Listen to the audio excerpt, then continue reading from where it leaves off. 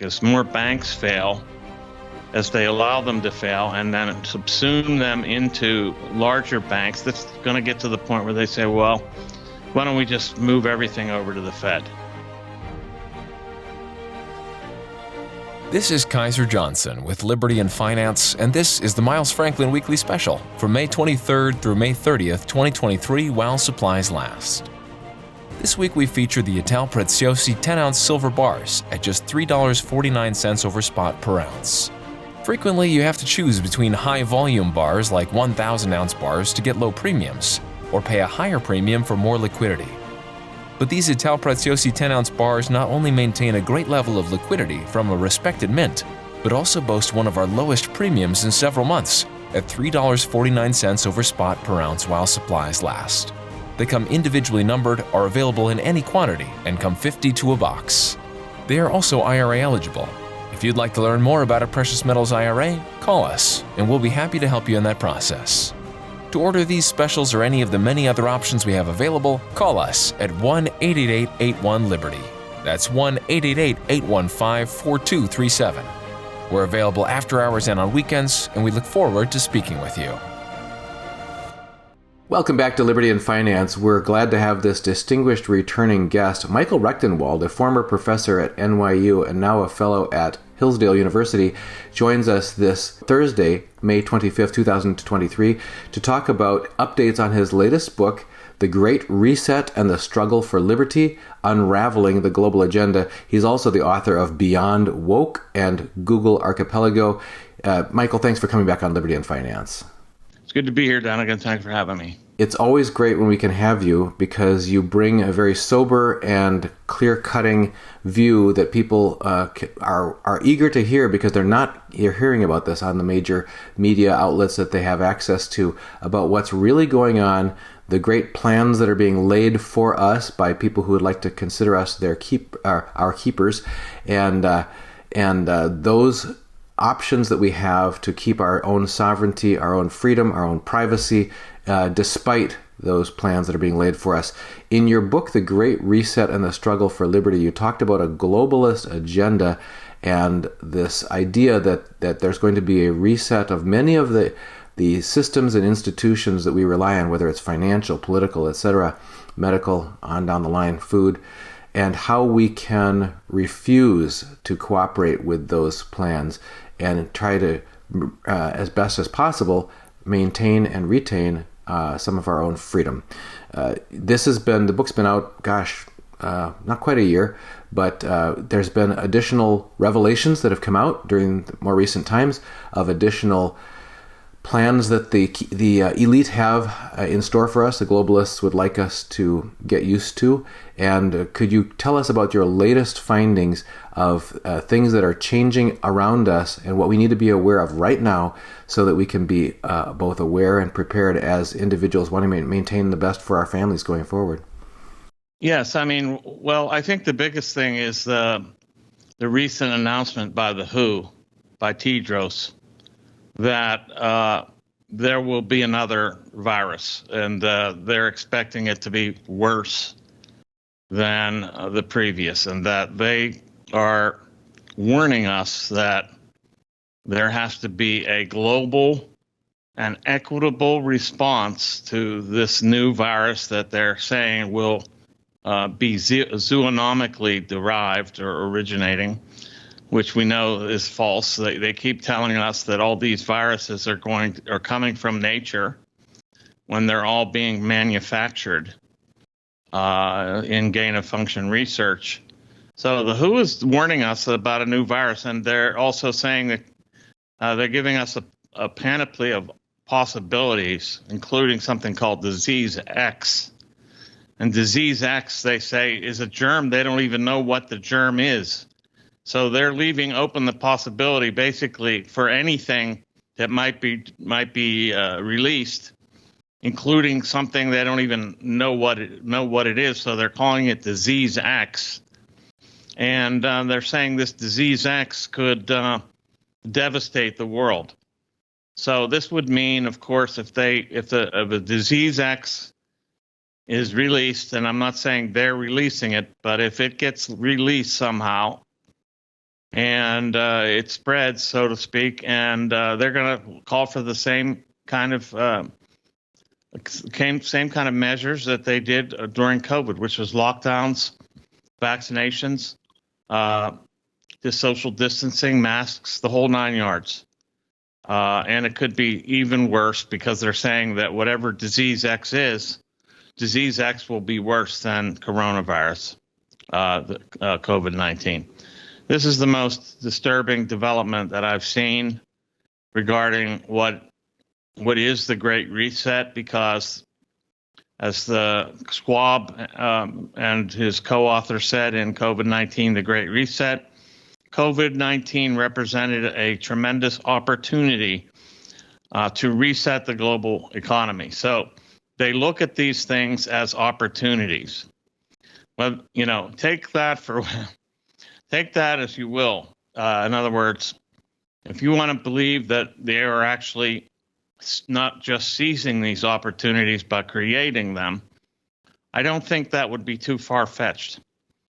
But even if they're just seizing these opportunities, these quote-unquote opportunities are being used to affect and accelerate what is the Great Reset. It's curious because Schwab said that the Great Reset was just a plan to respond to the weaknesses of capitalism revealed by the COVID crisis.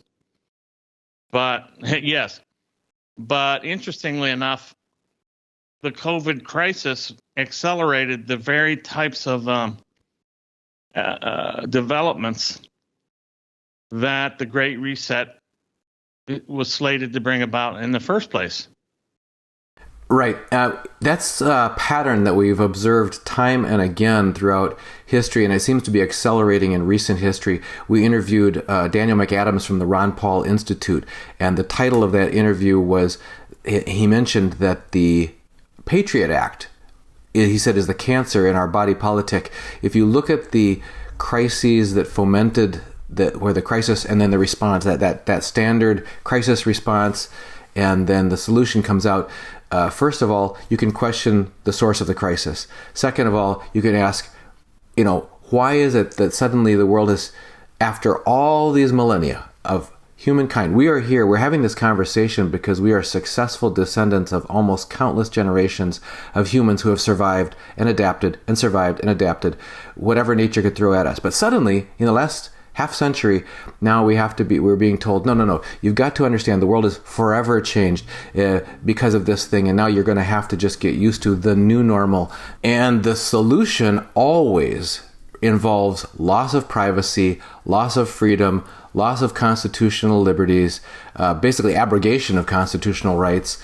And more recently, and this is the new twist that I've noticed, and others have just for the last few years here, is it involves this synchronized lockstep global approach. Rather than each country acting like a sovereign nation of its individuals and taking care of its people, no, they're all marching to the beat of the same drummer. So that seems to be a new feature of this, the new playbook, and that is that these things come up, that we're being told, now the world has changed forever, you got to get used to the new normal, and it's going to be done on a global basis, and you just have to get over it.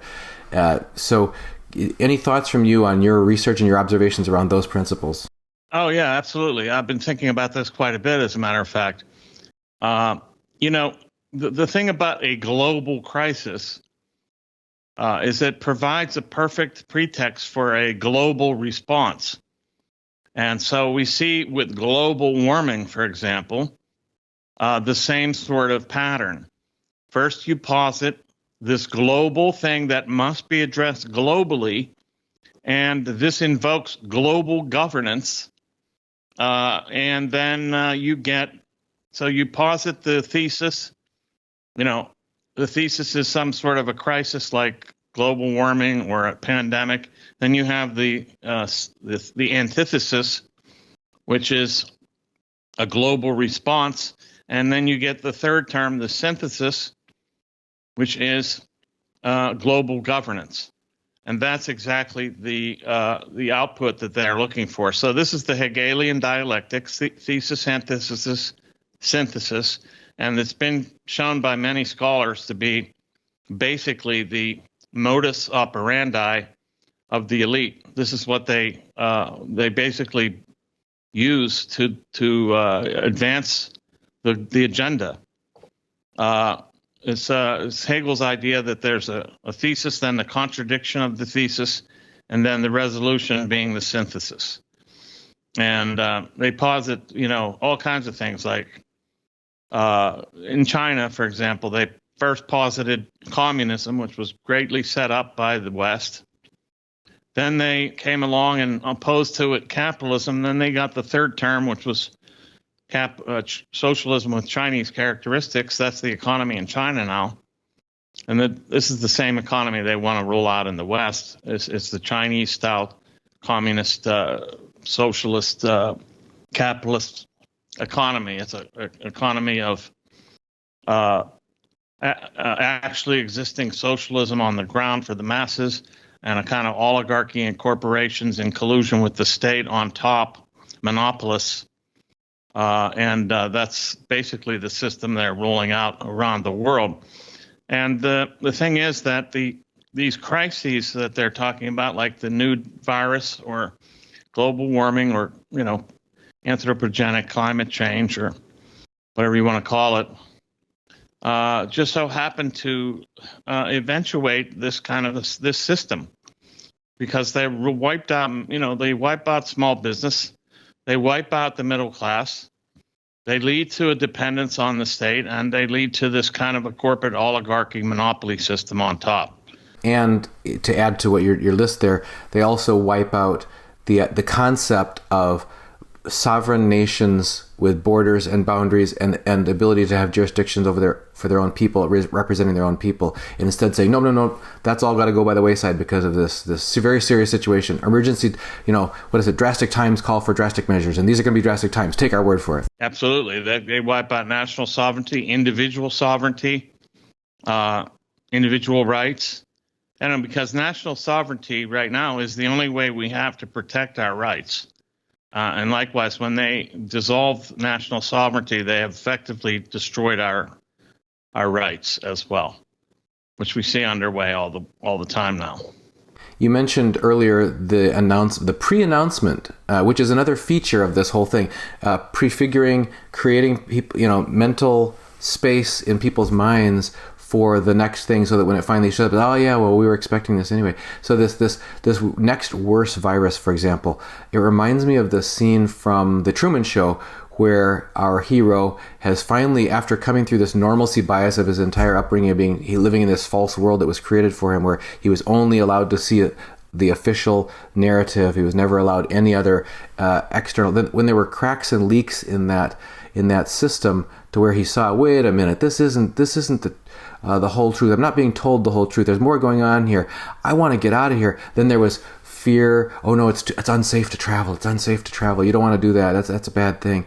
And when he finally broke through out of courage, he broke through the fear. I want to be free. I want to be free. And he's sailing across this lake, basically, to get to the edge of the container that his whole life has been built in. The head honcho who's running the show is telling them to make the storm worse to stop him. Hit him with lightning. Hit him again. And the people who are pushing the buttons are like, I don't know if he can survive another hit. Hit him again, harder. And when you talk about the pre-announcement of the next pandemic that's going to be much worse than the last one, hit him again. It just reminds us of, we will do whatever it takes to get you to comply, and to get you to submit, to fall on your knees and say, we are going to be the authority going forward. And you mentioned that national sovereignty is the only thing that can protect us from that. But I think that there's also, many people believe that there's a spiritual dimension to this as well, and that there's a higher power that is above and beyond all these worldly princes and kings who put themselves up on their little thrones. That there's something that's to which they are all subject to, even though they would deny it, that people call upon and rely on as far as a source of inner strength to overcome that.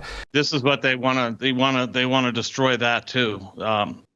they made that very clear. Yuval Harari has suggested this, that, he said Jesus is fake news. And he's also said that the religious traditions that developed out of the Middle East will be replaced by religions coming out of Silicon Valley and wherever. And that belief in any transcendence will be completely eradicated with this control of the human beings using AI. And they're completely hackable, so that they're completely controllable. So yeah, this is they know very well that a belief in a transcendent reality is a threat to their utter and total supremacy. Well, that's another play that's been used throughout history. You can even point to the book burning by Hitler and the Nazis in World War II, that there must be no dissenting views. People must not be allowed to think for themselves. They must only accept information from the one approved source, the one approved narrative. There was an article that came out a couple of months ago called The Importance of Zero, and that title caught my eye, and I looked at, what is that all about, the importance of zero? And the gist of the article was, when you are maintaining a false narrative and you're building this entire command and control structure and this basically this obedience structure that's subject to this false narrative, you can't tolerate even one basically crack in the dam. You can't have one truth teller. All you need is the one little boy shouting, the emperor has no clothes, and that can break the whole spell under which everyone is marching, sleepwalking together for one person to tell the truth. So that's why it's been so necessary to clamp down on social media, all these major venues making. You mentioned the term fake news. We were discussing earlier before we got started recording about how significant is this advent of a new ownership at Twitter? Speaking of social media giants who are participating in a lockdown of information and truth. Yeah, well, the new CEO appointed by Musk, of course, is Linda Yaccarino, who was the executive or CEO, I guess, of NBC Universal, or chair of the board or something. I don't know exactly what her title was, but she was the top of the heap at NBC Universal, and there's been some outcry on Twitter and elsewhere. Some of the things that have been said are actually somewhat exaggerated and false. For example, people are saying, because it says something to this effect on her LinkedIn profile, that she's the chairman of the WEF, of the World Economic Forum. Well, she's not the chair of the World Economic Forum. That is Klaus Schwab. He's the founder and chair, but she is the chair of the Future of Work committee, or whatever they're calling it, panel or forum, and she's also involved in some board of directors for media. So she has definite WEF connections, and furthermore, not only was she the head of NBC Universal Advertising, she was also the chairman of the board of the Ad Council. Now, the Ad Council was one of the main forces for propagating propaganda around the COVID lockdowns and the vaccine regime and the masking and the whole nine yards. I mean, they had ad campaigns for every aspect of the COVID response. And she was the chairman of the board during that period. So in fact, she oversaw those campaigns. And likewise, what I'm saying is here that Linda Yaccarino represents effectively Musk's utter caving to the globalist woke agenda. She was brought on to appease the woke advertisers and to bring them back, because there was a flight of advertising from Twitter. Some 60% of their ad revenue was lost after Musk took over, because the woke cartel basically said, we're not going to advertise on Twitter because this guy's dangerous with his free speech absolutism and his hatred of the Democratic Party and his basically bucking the regime in some ways. Well, that's over, I'm afraid, with this appointment, unless, he can hold her to task and actually, because she's also said that advertisers should have say over content moderation, which means the woke cartel will have control over what you're allowed to say on Twitter. Already, Musk has said that they have a program to affect what they call ad adjacency, so that ads do not appear next to anything, as he said, remotely negative. So, in other words, they're limiting so-called negative tweets so that they don't appear adjacent to ads. And likewise, they're already censoring. They're still censoring on Twitter. I mean, so the idea that Twitter is an open forum is completely unfair. I'm afraid it's completely false. Are there, in your view, alternatives that are viable? We've got the big names. Everybody knows the big name social media giants that we're all implicated in. We've heard everything from Globalist to FBI or et cetera, et cetera, et cetera. Control over what could or could not be said, which is an interesting fact, given that there's the well-known saying that if you want to know who's in charge of you, find out who you can't criticize. So if there's all of these organizations that can't be criticized officially by the big names, are there any viable alternatives in your view? Social media forums? Well, I mean, there's Gab and there's there's a few alternatives. Gab, what's the other one? I don't go on them because I find them to be echo chambers, and when I want to communicate, I'm trying to impact the opposition or the people that are actually against freedom and against individual rights and so forth. So Gab and what I guess Trump's Truth Social is good for those people, but I think it's for those who support Trump and the America First agenda. But these are kind of like ghettos, and so they don't have a real impact on the national discourse.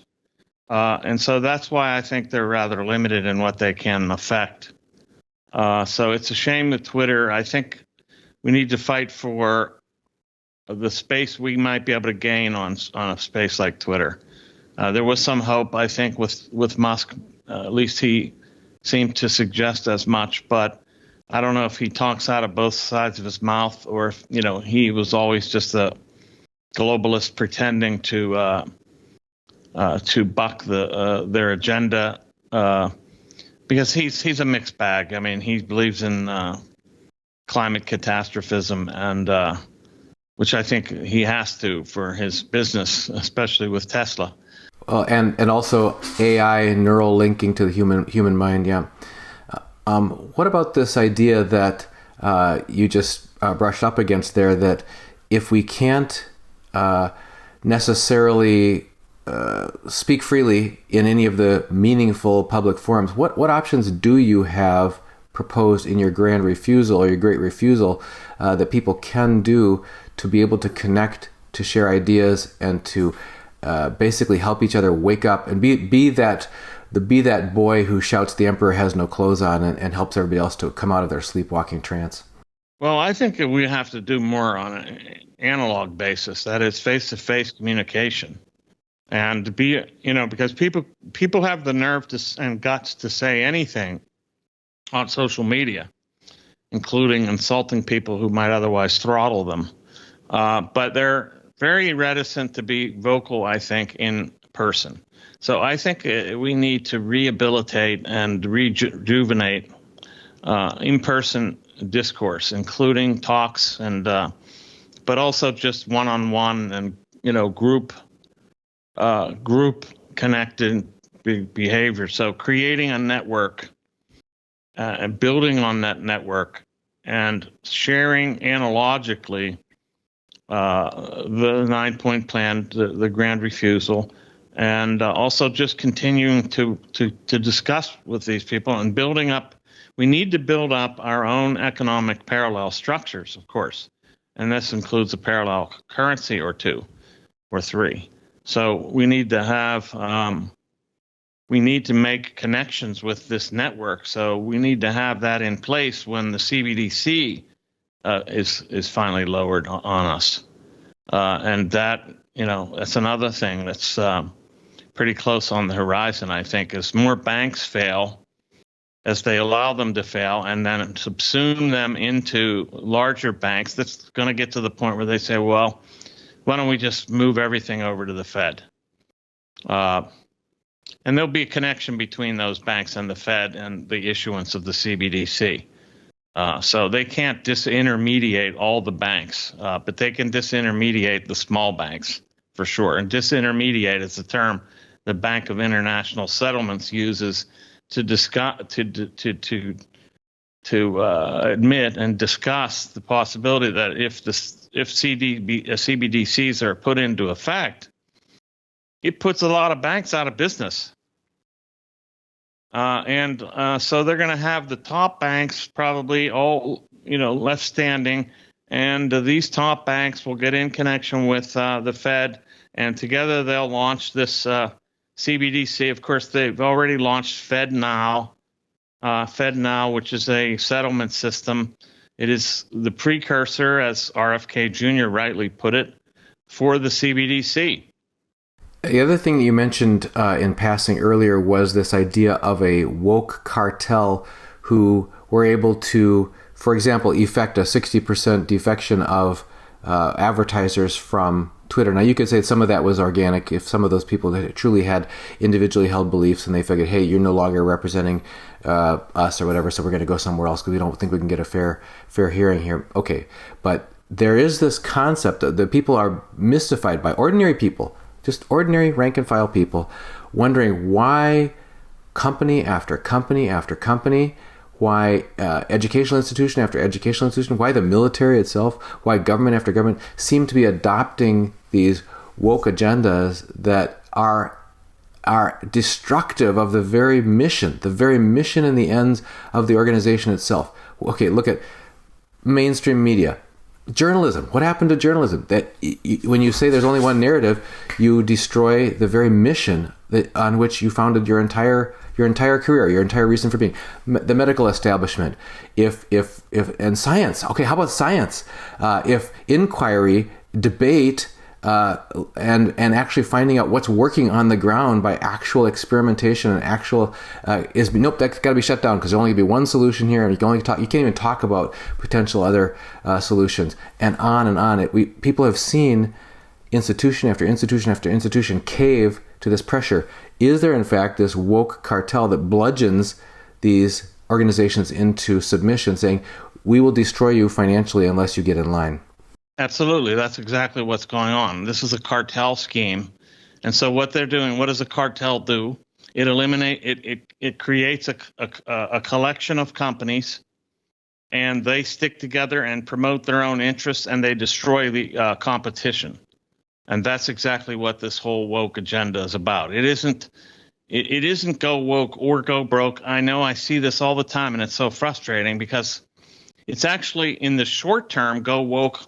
I mean, it's not go woke and go broke. In the short term, it's go woke or go broke because they have made it such that if you do not abide by woke precepts, you will not get capital investment. That's the whole point. They're not just worried about customers. They're worried about the infusion of mass capital in assets through such companies like BlackRock Inc., State Street, UBS, Vanguard Group, etc. That's who's controlling this game. So the reason why these companies like Target and so forth, Budweiser, are doing these things is because they know where their money comes from, the big money that funds their venture. So it's one thing to have customers. They're willing to sacrifice 20-25% of their customer base in order to get the capital infusions they need to survive. They're being choked by the woke cartel, which is being run by people like Larry Fink. He's the tip of the spear of this cartel, and they will they will skewer you if you don't get in line. And they use the ESG as one of the means to do it. The ESG is this demarcation device that makes sure that you're abiding by the criteria of this woke cartel. And it's environmental, social, and governance. The social is the one that's causing the so-called woke advertising and the woke merchandising, like Target and Budweiser and all those others, Disney, et cetera, et cetera, et cetera. That's the S in the ESG. If you don't meet the ESG criteria, you won't get loans. You won't get capital asset investments. You won't have these asset managers investing in your stock for their portfolios. They've said this straight up.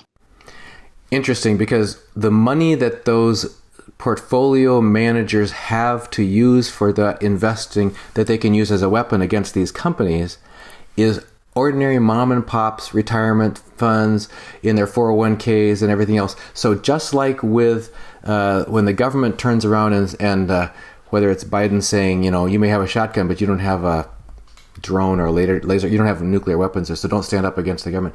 In other words, the funding of the force that's being used against the freedom of the people is being paid for by the people. Absolutely. They're using our own assets against us. And this is why, as part of the grand refusal that I've said, is that you've got to get your money out of these asset managers, out of the hands of these asset managers who are feeding this beast and controlling this economy and destroying these businesses and driving this agenda.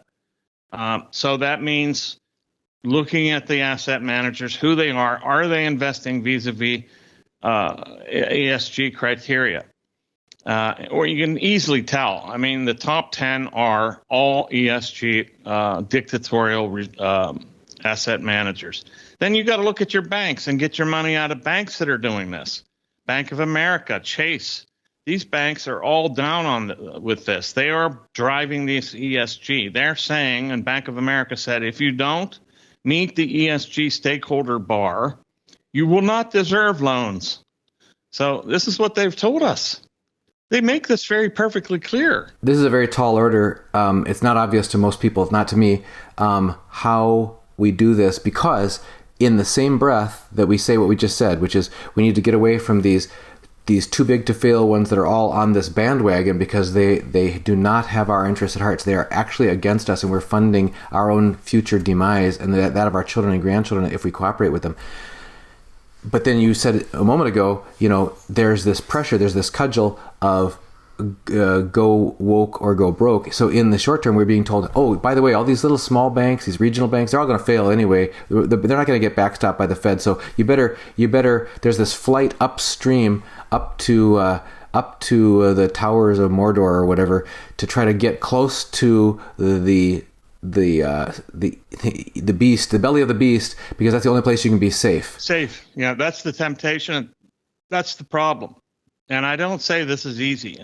I put down 9 points that we could do. I didn't say that they were going to be easy to do, or that they didn't require work. For example, to have a parallel currency and a parallel economic structures, you need to do work. You need to build a network of producers. You need to make sure you have currency. You have invested in a currency that is going to be accepted by this network, et cetera, et cetera. The same goes for the ESG thing. It's going to take work to get the money out of these ESG, and it's going to be difficult because many of them they're going to fail these banks upward into the bigger banks, and these are all ESG abiding banks. Dictatorial, I should say, ESG dictatorial banks. And so it's going to be more and more difficult to have a place to put, U.S. dollars. But like I said, that's not the only currency that we should be relying on at all. We should be functioning with alternative currencies like now or yesterday or 10 weeks ago. So that's all part of this. It is a difficult task.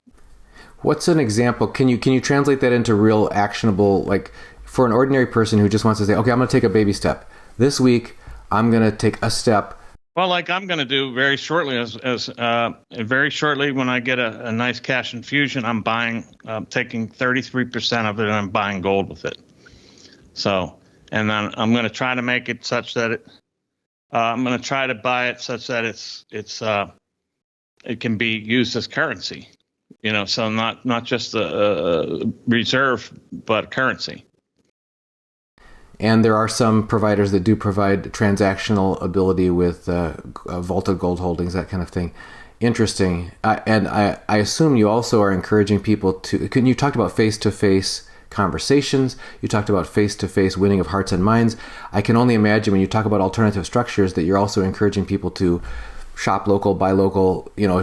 As far as your source of food, etc. Yeah, local, or even it doesn't have to necessarily be local, but You can find people that are outside of the regime's perimeters, whether they're local or not. I mean, for some things, local is necessary, like food, meats, and this is going to become very, very difficult to find meats that aren't basically injected with mRNA vaccines. That's all going to be very difficult to do, so you need to locate some sellers who are not going to succumb. And I don't live far from Mennonites and the Amish, and so I try to patronize them. Oh, and folks, if you wanted to see an interview we actually did a series of interviews with Layman's Hardware. They are in Amish country and Mennonite country in central Ohio, and we did a whole series of interviews with them. So if you look up under Layman's, Lehman, in our channel, Liberty and Finance, you'll see those interviews. Very fascinating how many things we can do in our lives without electricity, for one thing, and using natural methods and traditional methods as well. Very good wisdom. We also have interviewed Joel Salatin from Polyface Farms in Virginia. He talks a lot about how we can increase our food self-sufficiency and self-reliance, and how we can network with others in either close at hand or even by mail order across the country. My wife just last week ordered some organic meats from an organic producer that we've used in the past, but now they deliver frozen across the country. As long as that's still possible, it's a great thing to be able to take advantage of. Michael, I want to make sure people know how they can get your book, The Great Reset, and let's bring that up again and get the title correctly. Can you give us that? Yeah, The Great Reset and the Struggle for Liberty, Unraveling the Global Agenda. So, the best way to buy it, I think, is directly from me. This would be in keeping with the parallel structures that I'm recommending. Is right from my website, michaelrectenwald.com. It's on the front page, or if you click on buy signed copies, you can get it there. So I sign them, and if you like, I can inscribe it with a special message. So that's one way. And, obviously through Amazon and the others, it's available, but you can go directly to me if you wish. And not feed the beast. So, excellent. Thank you, Michael Rectenwald, author of The Great Reset, Unraveling the Globalist Agenda. We're so grateful for your presence here on Liberty and Finance. I have a feeling that because this is what's going on in our world, and it's so important to our future, that we're going to have you back on a regular basis, and we're grateful for your willingness to do that. My pleasure. Thanks for having me. Thank you. Take care, Michael. Miles Franklin Precious Metals is one of America's oldest and most trusted bullion dealers. Miles Franklin is A+ rated and accredited by the Better Business Bureau, licensed and bonded, and has 0 complaints ever registered. Here at Liberty and Finance, we are licensed brokers with Miles Franklin.